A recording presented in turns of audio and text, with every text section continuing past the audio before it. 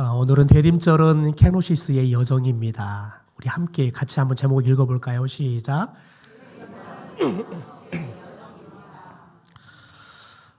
오늘부터 저희들이 2000년 전 예수님께서 이 땅에 오셨던 성탄을 기념하고 또 다시 오실 예수님, 재림 예수를 저희들이 대망하고 또 소망하는 대림절 기간들을 4주간 지키게 됩니다. 여러분, 우리들이 어떻게 보내는 것이 대림절을 잘 보내는 거고, 우리가 어떻게 살아가는 것이 다시 오실 예수님을 잘 맞이할 준비를 하는 것인지, 우리가 4주간의 대림절을 통해서 말씀을 통해 살펴보고, 또 우리들이 또 그런 삶을 또 살아보는 그런 시간을 함께 가지려고 합니다. 사람들은 흉악범을 다 싫어합니다. 지난 10월에 보니까 누수가 난리가 났어요. 왜냐하면 지난 10월에 아동 성범죄를 저지르고 2020년도인가요? 형을 살고 나왔던 조두순 씨가 특별히 안산시에 있는 단원구 와동이라는 곳에 이렇게 전셋집을 얻어서 들어갔어요. 그때 한번 그 주민들이 난리가 났지요.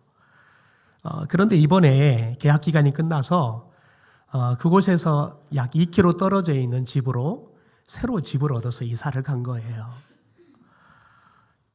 여러분, 그분이 교도소에 출소를 해서 한 3년 정도 그 집에 살았어요. 해소로 한 4년 정도 살았지만 지금까지 우리들이 우려하는 범죄의 재범이 일어나거나 또 그 사람 때문에 아동들이 어려움을 당하거나 그런 건 없었어요.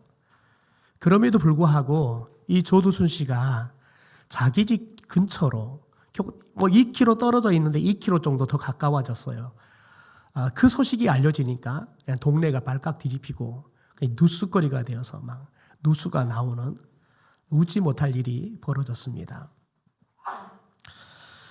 왜 그렇습니까? 성범죄자가 오면 또 그렇게 또 성범죄의 피해자가 내가 될 수 있다는 위기감이 느껴지기 때문에 그렇습니다. 죄수와 같이 있으면 내가 또 그 죄수에 의해서 그런 범죄의 대상이 될 수 있다는 그런 위기를 느끼기 때문에 우리는 범죄자를 가까이 하지 않으려고 합니다. 그리고 색안경을 끼고 바라보지요. 여러분, 그래서 대부분 죄를 보면 전과자 하면 사람들은 절대 곱지 않는 시선을 봅니다. 그래서 전과자들이 또 다시 재범을 할 수밖에 없는 이유가 뭐냐면 사회에 나왔는데 받아주는 곳이 없는 거예요. 교도소에서 열심히 기술도 배우고 공부도 하고 그래서 사회에 나와서 생활할 수 있도록 이제는 건강하게 살아갈 수 있도록 준비를 하고 나오지만 받아주는 직장도 없고요. 또 친구가 되어주는 사람도 없어요. 그러다 보니까 당장 먹고 살 수도 없고요. 당장 좋은 친구가 되어주는 사람도 없다 보니까 차라리 교도소가 나은 거죠. 차라리 교도소가 먹을 거 걱정 않잖아요. 그리고 교도소 가면 좋은 친구들이 많잖아요. 그러니까 애롭지도 않는데 밖에 나오면 애롭고 먹고 사는 것도 당장 문제고 더군다나 살 집도 문제고 그러다 보니까 자연스럽게 재범을 저지를 수밖에 없는 거죠. 여러분, 그래서 우리들은 대부분 재수하면 적당하게 거리 두기를 하려고 하지요. 할 수만 있다 그러면 재수하고는 같은 공간에 있는 것을 용납하지 않으려고 합니다. 여러분, 그렇다면 하나님은 재수를 어떻게 대하실까요? 여러분, 하나님은 공의로우신 하나님이십니다. 심판주의 하나님이라는 거죠. 더군다나 죄에 대해서는 엄격하십니다. 그러니까 하나님이 죄에 대해서 아주 엄격하게 심판하시는 하나님이기 때문에 죄인에 대해서 어떻게 다룰까? 우리들이 공의로운 하나님에 대해서만 생각한다 그러면 하나님은 죄인들을 그냥 심판하시는 겁니다. 거리두기 정도가 아니라 엄격하게 벌을 내리시는 거지요. 그게 하나님의 공의로우신 본성의 성품에 맞는 모습입니다. 여러분, 그런데 하나님이 죄인을 다룰 때 그 공의로운 모습으로 하나님이 우리를 다루는 것 같은데 그렇지 않다는 겁니다. 우리들이 죄인들을 적당한 거리두기를 하고 살아가는데 하나님은 죄인에 대해서 거리두기를 하지 않는다는 겁니다. 하나님은 죄인은 우리와 거리두기를 하는 것이 아니라 우리와 함께 하시기 위해서 이 땅에 내려오신 것이 바로 성탄의 사건인 겁니다.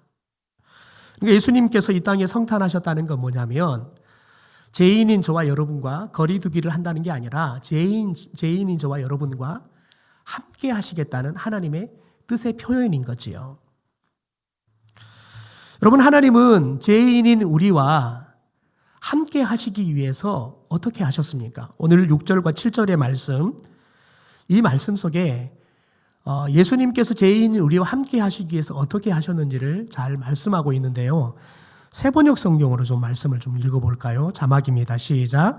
그분은 하나님의 모습을 지니셨으나 하나님과 동등함을 당연하게 생각하지 않으시고 오히려 자기를 비워서 종의 모습을 취하시고 사람과 같이 되셨습니다. 6절에 보면 하나님의 모습 이렇게 말하는데 여기서 말하는 모습이라는 단어는 헬라어로 모르페라는 단어입니다. 근데 이 모르페라는 단어는 우리의 일에 겉으로 드러나 있는 모습만을 의미하는 게 아니라 하나님의 본성, 본질을 의미하는 겁니다.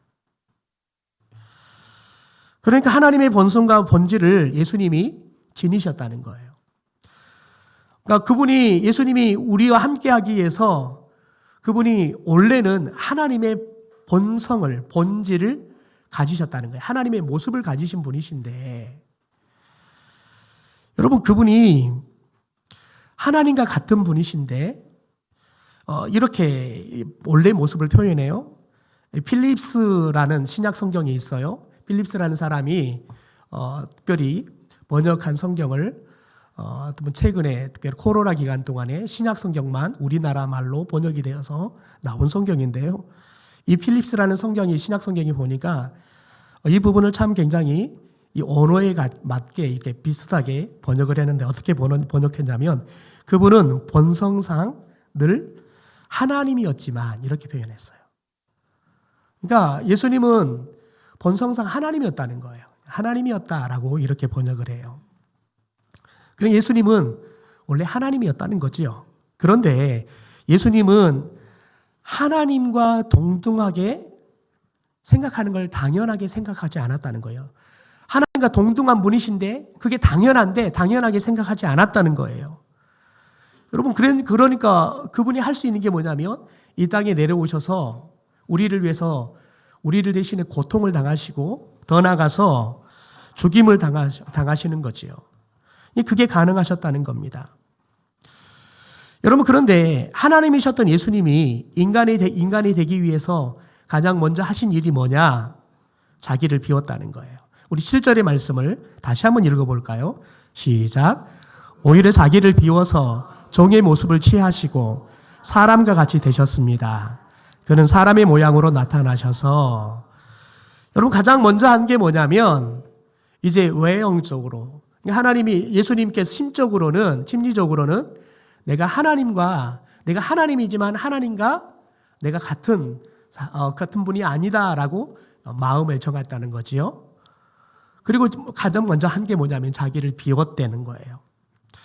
여러분, 이것을 자기를 비우는 것, 그게 바로 케노시스, 헬라어로 케노시스라고 말합니다. 자기 비움을 케노시스. 한번 따라할까요? 케노시스. 여러분, 이게 오늘 말씀의 핵심 단어입니다. 그러니까 예수님이 자신의 신성을 버리지는 않았지만 신성을 가진 이점이 있어요. 그런데 그 이점들을 다 포기하셨다는 거예요. 그래서 이 필립 성경에서는 7절을 이렇게 번역을 해놨습니다. 오히려 모든 이점을 포기하고 뼛속까지 종이 되어 사람으로 태어나기로 하셨습니다. 그러니까 하나님으로서 가지고 있는 이점들, 하나님으로 가지고 있는 그 능력들이 있잖아요. 권위들이 있잖아요. 그 이점들을 예수님은 다 포기하셨다는 거예요. 여러분, 왜 이게 필요합니까? 하나님으로서 가지고 있는 이점들을 왜 다 비워놓고 포기를 해야 합니까? 여러분, 우리와 같이 되기 위해서요. 죄인인 인간이 되기 위해서 예수님께서 필요한 게 뭐냐면 하나님과 동등됨을 여기지 않았다는 거예요. 그리고 하나님으로서 가지고 있는 모든 이점들을 다, 권리들을 다 포기하셨다는 거예요. 여러분, 그래서 브루스라는 학자는 이렇게 말을 해요. 자신을 아무것도 아닌 것으로 만드셨다. 하나님은 세상의 모든 것을 가지고 있는 분이세요. 세상의 전부예요. 그런데 예수님께서 자기를 비웠다는 말이 뭐냐면 자기를 아무것도 아닌 사람으로 여기셨다는 거예요. 자기를 그렇게 예수님께서 만드셨다는 거예요. 여러분, 그러니까 어떤 일이 일어나냐면 하늘 위에서 이 세상에 가장 낮고 초라한 여러분 마구간에 말 밥통에 누울 수 있는 거예요. 여러분, 예수님께서 하나님인데 여러분, 하나님은 질투하시는 하나님이에요. 사람들이 하나님을 하나님으로 대하지 않으면 하나님은 화내시는 하나님이에요. 여러분, 그런데 우리를 살리기 위해서 우리를 사랑하시니까 그분이 자신의 모든 권리들을 다 내려놓으시는 거예요. 그걸 내려놔야지만 우리 인간의 가장 낮은 자리까지 내려올 수 있으니까요. 여러분, 그래서 그게 바로 크리스마스예요. 성탄절이 예수님께서 자신을 가장 초라한 사람으로 바꾸시는 사건이 성탄이 거지요. 여러분, 그래서 빌립보서 2장에는 이 케노시스라는 자기 비움과 정반대된 개념을 또 이야기를 하는데 우리 3절의 말씀을 같이 한번 읽어볼까요? 세 번역입니다. 시작. 어떤 일을 하든지 다툼이나 허영으로 하지 말고 겸손한 마음으로 하고 서로 자기보다 남을 낮게 여기십시오. 여러분, 여기에서 허영이라는 단어, 여러분, 이게 허영이라는 단어가 이 케노시스하고 정반대되는 단어예요. 여러분, 케노시스는 자기를 비우는 거라는 거예요. 자기는 원래 대단한 사람이에요. 그런데 아무것도 아닌 것처럼 자신을 다 내려놓는 거지요. 그러나 허영은 아무것도 아닌 사람이 자신이 마치 대단한 사람이 되는 것처럼 아주 잘난 체 하는 것을 허영이라 그래요. 그래서 이 허영이라는 단어를 헬라어로 보면 케노독시아라고 해요. 케노독시아. 여러분, 케노라는 말은 헛되고 텅 빈, 헛되다, 텅 비다 이런 말이에요. 그런데 독시아라는 말은 영광, 헛된 영광, 그게 허영이에요. 그러니까 원래 자기는 영광이 없어요. 그런데 마치 영광이 있는 것처럼 그렇게 자신을 그렇게 자꾸 드러내려고 한다는 거지요. 여러분, 헛된 영광을 추구하는 곳에는 그래서 뭐가 없냐면 평화가 없어요. 왜요? 다투니까요. 여러분, 내가 보잘것 없어요. 내가 잘날 게 하나도 없다고요. 그런데 내가 마치 보잘것이 있는 것처럼 잘난 사람처럼 행동한단 말이죠. 여러분, 그러면 자존심 상할 일이 있잖아요. 그러면 욱해요. 싸우는 거죠. 그러니까 여러분, 다툼만 일어나는 거예요. 그래서 그곳에는 평화가 없어요. 여러분, 근데 이게 오늘날 우리가 살아가고 있는 이 세상의 풍조예요. 여러분, 온 세상이 온통 나만을 위해 살려고 그래요. 여러분, 온통 이 세상에 있는 선진국이나 잘 사는 나라, 강대국이나 못 사는 나라나 다 우리나라만을 위해 살려고 그래요. 여러분, 이게 재앙이에요. 잘 산 나라들은 못 산 나라들과 함께 더불어 잘 살기 위해서 때로는 자기 것을 내려놓을 수 있어야지요. 여러분, 이게 얼마나 미련한 거냐면 우리만 잘 살겠다고 못 사는 나라들을 다 못 살게 만들어 버리잖아요. 그러면 자기들이 아무리 좋은 제품 만들어서 팔아봤자 살 사람이 없어요. 여러분, 결국 그러면 같이 공멸하는 거예요. 여러분, 그런데 지금 전 세계가 그 공멸의 길을 선택해서 가고 있어요. 트럼프가 대통령이 되니까 전 세계가 지금 다 떨고 있어요. 어떻게 하든지 자국에 손해를 입히지 않으려고 각 나라의 대통령들이 막 지금 트럼프를 찾아가고 있어요. 미국의 대통령은 바이든인데 트럼프를 찾아간다니까요. 왜냐하면 트럼프가 대통령이 되면 나는 미국 제일주의를 천명하겠다는 거예요. 그래서 나는 우리나라 기업만을 위해서 일하겠다는 거예요. 다른 나라 다 관세 붙이겠다는 거예요. 여러분, 그러면 가격 경쟁이 안 돼요. 다 망하는 거예요. 다 망한다고요. 여러분, 그런데 그리스도인이라는 사람이 굴고 있어요. 그런 사람을 미국의 극보수 그리스도인들이 만들어 놨어요. 여러분, 생각해 보십시오. 이게 지금 세상이 흘러가고 있는 풍조라고요. 빌립보의 교회를 보면 이 허용 때문에 유오데기야와 순두계라는 집사가 싸워요. 왜요? 나보다 남을 낮게 여기는 게 교회의 성도인데, 여러분, 내가 너보다 낫다는 거예요. 허영 때문에 싸우는 거예요. 여러분, 실제 우리가 교회 안에서 하나님의 일을 하면 일 때문에 싸우는 게 아니라 이 허영 때문에 싸우는 거예요. 사도 바울이 오늘 대림절을 시작하는 우리에게 이 헛된 영광, 케노독시아가 아니라 케노시스, 자기를 비워서 가장 높은 하나님의 나라에서 가장 낮은 종의 자리, 죄인의 자리까지 내려오신 예수님의 마음을 너희들이 품어라 라고 우리에게 권면하고 있어요. 우리 5절 말씀을 세번역 성경을 읽어볼까요? 시작. 여러분은 이런 마음을 품으십시오. 그것은 곧 그리스도 예수의 마음입니다. 그러니까 여러분, 성탄의 크리스마스의 방향은 위에서 아래로예요. 여러분, 위에서 아래로란 말이죠.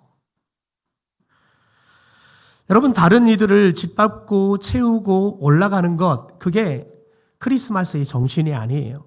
오히려 자신을 비우고요, 내려오는 거예요. 여러분, 자기를 비우고 케노시스의 여정을 예수님께서 여러분 거닐고 이 땅에 성탄하니까 어떤 일이 일어나냐면 기쁨이 임해요. 평화가 임해요. 그래서 예수님이 성탄하니까 천사들이 뭐라고 그래요? 하늘에는 하나님께 영광이고 땅에는요 기쁨을 입은 사람들에게 평화로다라고 이야기하는 거예요. 예수님이 자기를 비우고 이 땅에 케노시스 하는 여정을 통해 내려오시니까 사람들에게 뭐가 입혀져요? 기쁨이 입혀진다고요. 그러니까 여러분, 뭐가 임해요? 평화가 임한다고요. 여러분, 사람은 기분이 좋으면 싸울 일도 안 싸웁니다. 여러분, 그래서 우리들이 중요한 건 뭐냐면 평화보다 더 중요한 건 뭐예요? 기쁨이 충만해야 되는 거예요. 여러분, 방금 전까지 싸울 일이 있었어요. 여러분, 그런데 앞에 사람이 하는 행동을 보니까 그냥 나도 모르게 그냥 웃음이 팍 나왔어요. 여러분, 그럼 싸움이 돼야 안 돼요? 안 돼요. 그냥 여러분, 내 마음이 온전히 기쁘지 않아도 나도 모르게 그냥 웃음이 팍 터져 나와도 더 이상 여러분 싸우지 않는다니까요. 예수님이 이 땅에 케노스의 여정을 통해서 성탄하니까요. 기쁨이 임했다고요. 기쁨을 우리에게 입혀주셨대요. 여러분, 그러니까 기쁨은 누가 주는 거예요? 내가 이 기쁨을 입는 게 아니에요. 누가 입혀주는 거예요? 예수님이 입혀주시는 거예요. 예수님이 우리를 기쁨을 입혀주시면 여러분 자연스럽게 우리 안에 뭐가 나타나요? 평화가 나타나요. 저는 여러분 이 대림절 기간 동안에 예수님의 이 케노스의 여정을 통해서 우리 가운데 기쁨이 입혀지기를 소망합니다. 여러분의 가정 안에 기쁨이 입혀지기를 소망합니다. 여러분, 제가 장가를 가서 처갓집 가보니까요, 아들 하나에 여자들이 4명이 살아요. 뭘 그렇게 할 말이 많은지, 뭘 그렇게 웃을 일이 많은지, 저는 도대체 이게 웃어야 되는지, 이게 어떻게 해야 되는지 포인트를 못 찾겠어요. 근데 다 웃는데 나만 안 웃으면 이상해지잖아요. 그러니까 늘 반박자 늦게 웃는 거예요. 근데 그 웃음이 어떻게 있어요? 어색해요. 아직도 어색해요. 20년이 넘었는데요. 여러분, 그런데 저희 집 가잖아요. 그러면 저희 집 가면 절간이에요. 다 조용. 저는 어릴 적부터 밥상에 앉으면 밥상말이 예절을 어떻게 배웠냐면 말을 하잖아요. 그러면 아버지가 숟가락 갖고 이마를 때렸어요. 복 나간다. 조용히 하고 밥 먹어. 그러니까 늘 밥을 먹을 때나 뭘 하든지 조용해야 돼요. 더군다나 저희 형제가 7이에요. 여러분 그러니까 7명이 한 자리씩만 해도 얼마나 시끄럽겠습니까? 그러니까 늘 듣는 이야기하면 조용해라. 조용해라. 조용해라. 조용해라. 그러니까 제 몸에는 조용히 있는 게 너무 쉬워요. 제일 힘든 게 뭔지 아세요? 저는 우리 성도들을 만나서 신방하는 게 제일 힘들어요. 왜냐하면 저는 말을 하면 제 몸에 기가 다 빠져나가요. 그러니까 신방하고 오면 그냥 저는 온몸이 쭉 쳐져요. 근데 저 같은 사람을 하나님이 쓰시는 게 기가 막힐 노릇이에요. 차라리 저희 집사람 부르면 하나님이 나았을 거예요. 왜냐하면 저희 집사람 말을 하면 이미 나는 사람이에요. 저 만나서 하느라고 참 고생해요. 여러분 그런데 여러분 우리들이 가정마다 각자의 분위기가 있는데 예수 믿는 가정은 어떻게 해야 돼요? 시끌벅적해야 돼요. 어떻게 해요? 싸우느라가 아니라요. 기뻐서 웃느라고요. 기뻐하느라고요. 저는 우리 성도들에게 예수님께서 여러분 가운데 기쁨을 입혀주셔서 여러분이 가면 기쁨의 소리가 가득해지기를 원합니다. 여러분의 가정들 안에 다툼이 있고 분열이 있다면 이번 이 대림절 기간에 예수님께서 여러분에게 기쁨을 입혀주셔서 여러분의 가정 안에 그 다툼이 이제는 화해가 되고 여러분 안에 있는 슬픔이 기쁨으로 변하는 은혜가 있게 되기를 주님의 이름으로 축원합니다. 여러분 그런데 이렇게 자기를 비울 수 있는 건 뭐냐면 사랑할 때 가능해요. 사랑할 때만 가능하다고요. 키르케고르가 지은 우화에 이런 이야기가 나와요. 한 왕자가 자신의 앙빛감을 찾기 위해서 이제 평민의 옷을 입고 세상으로 나왔어요. 그리고 이것저것을 거니는데 한 빈민가에 마을이 들어갔어요. 그런데 빈민가 그 거리에서 구걸을 하는 한 여자를 봤어요. 소녀를 봤어요. 그런데 첫눈에 뿅 가버렸어요. 여러분 그런데 자신은 왕자예요. 그런데 자기가 사랑하는 여자가 거지예요. 그러니 자신의 마음을 밝힐 수도 없고 그래서 상사병을 앓았어요. 신하들이 도대체 왜 요즘 그렇게 안색도 안 좋고 힘들어하느냐 물었더니 그 이야기를 했어요. 그랬더니 신하가 뭐라고 그러냐. 아니 뭘 그렇게 복잡하게 생각하냐고. 아니 왕자가 가가지고 야 가자 그러면 안 올 사람이 없다는 거예요. 가서 그냥 데리고 오면 됩니다. 그런데 왕자가 생각하기에 자기가 가서 왕조의 권위를 가지고 데려오면 데려올 수는 있겠죠. 여러분 그런데 몸은 데리고 올 수 있지만 그 여인의 마음은 데리고 올 수가 없는 거예요. 왕자는 자신이 그 여인을 사랑하듯이 그 여인도 자신을 사랑하는 그런 아름다운 관계를 이루고 싶었어요. 그래서 고민을 하다가 좋은 대안을 하나 생각해냈어요. 그래서 왕관을 벗고 그 여자가 살고 있는 집 근처에 목공사를 하나 얻었어요. 그리고는 그곳에 목수로 살기 시작했어요. 낮에는 열심히 목수로 일을 하고 이제 저녁이 되면 이웃들과 함께 같이 만나 이야기 나누고 그래서 평범한 사람들의 언어를 배우고 삶을 배우고 그들이 무엇을 가지고 기뻐하고 무엇에 관심을 갖는지 그런 것들에 대해서 하나하나 익히기 시작했어요.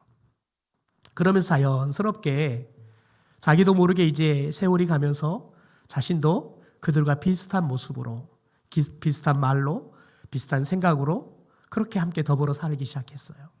그러면서 그 여자와 자연스럽게 가까워지면서 사랑하는 관계가 된 거예요.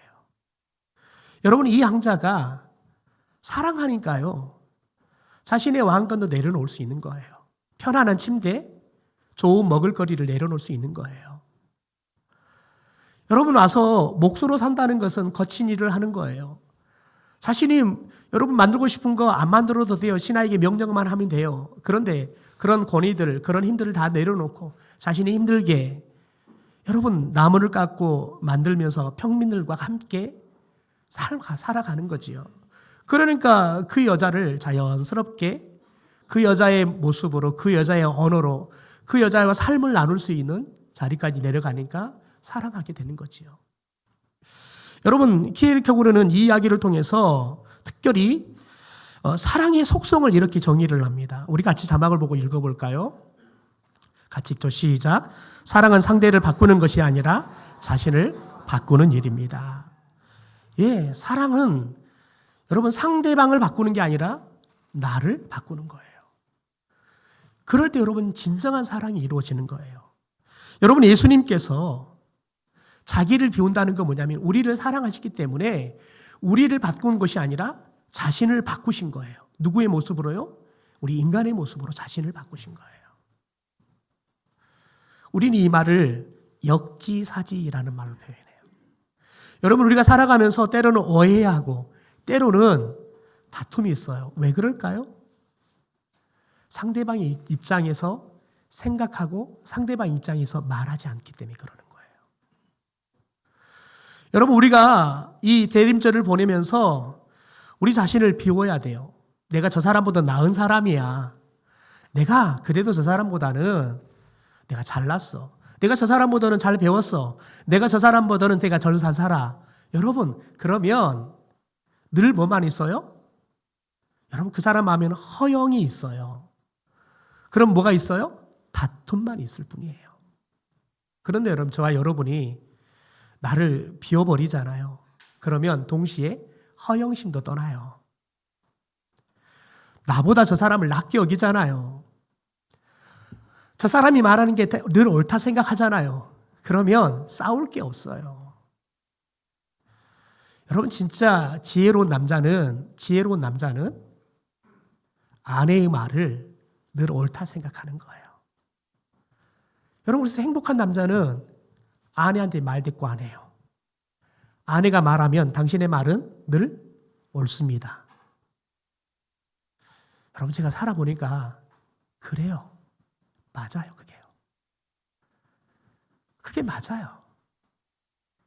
여러분 그러면 편해요. 싸울 일이 없어요. 그냥 행복해요. 우리 강명수 목사님이 그런 말씀을 하세요. 80이 넘으니까 저녁에 두 부부만 딱 남아가지고 밥 먹고 이제 자려고 가만히 생각하면 아이고 이렇게 우리 둘이 살 날도 얼마 안 남았는데 그럼 막 눈물이 난대요. 아내를 보고 사모님 보고 있으면 아이고 나를 만나가지고 고생해가지고 이렇게 늙어서 그러면 그냥 불쌍하게만 보인다는 거예요. 여러분 불쌍하게 보이잖아요. 싸울 일 없어요. 궁일이 여기잖아요. 싸워지는 게 아니라 보듬어져요. 허물도 보듬어지고요. 때로는 거칠게 말해도요. 보듬어진다고요. 여러분 저와 여러분이 특별히 우리가 이 대림절을 보내면서 내 자신을 비우고 그래서 케네시스의 시간들을 저희들이 살아가는 예수 닮는 예수의 마음을 품는 그런 시간들을 살 수 있게 되기를 주님의 이름으로 축원합니다.